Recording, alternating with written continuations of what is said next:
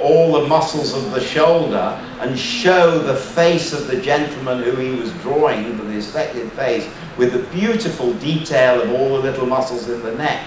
Nowadays what we can do, we can also show which ones are contracting when we move them. So we can see that when we go green, we are contracting that muscle, which is pectoralis major, and this muscle, which is latissimus dorsi. He was drawing them beautifully detailed, but he didn't only draw the muscles. Because he was an engineer, he looked at these muscles and he looked at their vectors. He was a person who was fascinated by how things work. He was an engineer. He made military machines. He was an artist. He was an anatomist.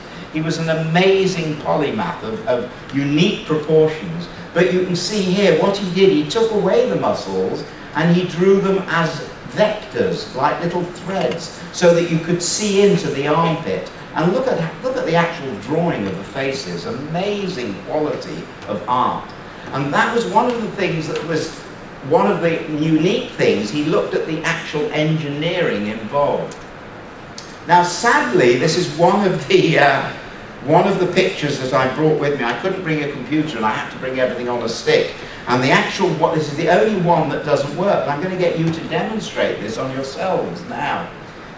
The action of supination is this action. It's turning the palm up. So I want all of you to flex your elbow like that, and with your right hand, all right, like my right hand, take your left hand and feel your biceps. That's this muscle here. You can see I do my exercises. All right? So this muscle here, I want you to feel with the other hand, and I want you to turn your hand upwards. And you can feel that what's doing that is the biceps muscle. Now, biceps was known to be the Popeye muscle, yes, that flexes the elbow. But no one knew that it also rotated the hand, which is called supination. And he was the first person ever to describe that a muscle can have dual action. Because he was a very good engineer, he worked out why. And here on the left is the description. And he describes how the tendon of biceps goes into the tuberosity, the tubercle, the radial tubercle. I can see one or two people nodding, they know that, that's good to see. Good that some people are getting taught some anatomy. And it winds up or unwinds the actual two forearm bones. So this was the first time that anyone had shown dual action. And he describes it all on one page. Now, I know that none of you have been to the exhibition. This was all part of an exhibition I was involved with at Buckingham Palace, the Olympics last year. But that whole page is only A4. Do you use the word A4? Right, so you know how big an A4 page is, an ordinary page off a computer printout. That whole page with all those drawings is only A4 size. Quite amazing what he fitted in such a small space. Now, his drawings of the hand, he did 3 pages where he totally did the complete anatomy of the hand. And he said to understand the hand, you have to have the bone, you have to have the ligaments, you have to have the muscles, and then you have to understand the muscles, how they work. And what you can do there is I want you all, this is a modern CT scan, I want you all to feel this little bone here. And it's the little bone that's on the opposite side from your thumb at the bottom of your palm. You can feel a little knobbly bit where my thumb is pointing there. And if you then flex your wrist, you'll feel that little bone is moving. It's just moving because it's a special bone. It's inside a tendon. And it's called a sesamoid bone. It's the same type of bone that's in your kneecap, in your patella. And he not only was the first person to describe that, he actually said, now these bones are very important because they alter the mechanics of the movement of the tendon. They add an extra dimension by having a bone inside a tendon. Just look how many drawings there are on one page, and then look at this. Okay? Look at this. He has got 8 or 9 drawings, all of the hand on one A4.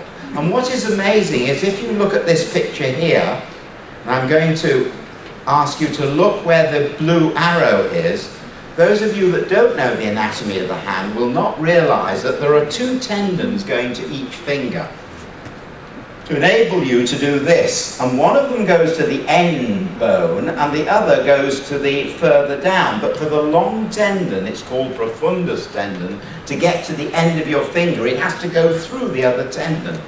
And he actually was the first person to not only show it but describe it, and you can see the tendon here is splitting the tendon. Now what I'm doing at the moment, and I'm going to show you only one of the pictures of things that I'm doing in my own research, is we're making our dissections in 3D and putting them on the iPhone and the iPad so our students can sit in their coffee breaks with their telephone and actually revise their anatomy. Believe me, they're actually doing their homework on their telephone in the coffee break because it's become so exciting. And this next dissection is one of our own dissections. And what you can see is, if you see, I'm going to just stop there. If you watch this tendon as it goes round, can you see how that tendon is split through that tendon? And this is an actual dissection that one of my students has made 3D. Now, I haven't got all my glasses to give out to you, but if I were to give you out glasses, you'd all see this, not only in rotation, but in actual 3D. And there is a dissection in 3D, exactly the same as Leonardo's, showing all the tendons. But what was quite amazing with his drawings, that within one page, he accurately got all the tendons, all the small muscles of the hand, and he even describes the different movements of the thumb, how they are at right angles to the movements of the fingers. And if you hadn't thought of that, just look at your own hand like that. Your movements of your thumb are at right angles to the movements of your fingers. And that enables man to do this, which only man can do, which we call pulp-to-pulp opposition, which is the thing that enables us to play the violin and to make computers and all that sort of thing. Now, in his paintings, there was only one painting, or one drawing I should say, that was 4 times the size. So this is called a Bologna piece of paper. And the Bologna piece of paper was 4 times the size of all the others. And on it he did a unique thing. He made a schematic to show the whole of woman. Now what is fascinating, some of you are looking down here and thinking, well, that's a funny uterus.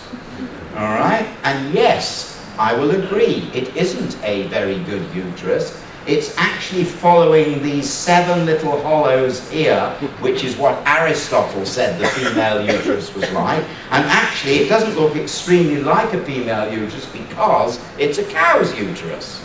He didn't have access. He only managed to dissect 2 women's bodies in the whole of his career. And it was difficult to get hold of women's bodies. So I don't think his accuracy of the uterus is very good. But if you look at the aorta and the inferior vena cava and the liver and the kidneys and the spleen, some of you may notice that the liver is small and the spleen is enlarged. And I'm going to talk about that in a minute, because he took that from a particular man that we know is a very old man, and he did that dissection and he then imposed it on this picture. Now he said this was woman. And I must admit, I do not think the breasts and the upper shoulders are very woman-like. I think you'd all agree it's obviously a male model. He's got big trapezius, he's a big beefy guy, and he's not got really very good breasts at all. They're not very female.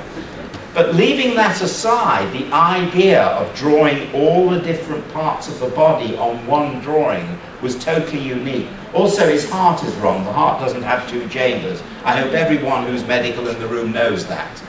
All right, we actually have 4 chambers in the heart. But that was 1509. By 1510, he'd already shown there were 4 chambers, as I'll show you later.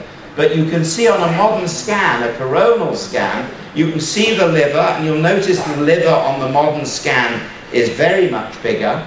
When you see the liver come round in a minute, you'll see the liver fills the upper part of the abdomen. There's the liver, and you can see it's very much bigger than his little liver there.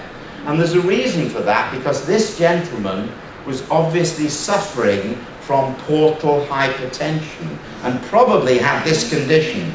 Are there any medics in the audience that can tell me what that little liver is?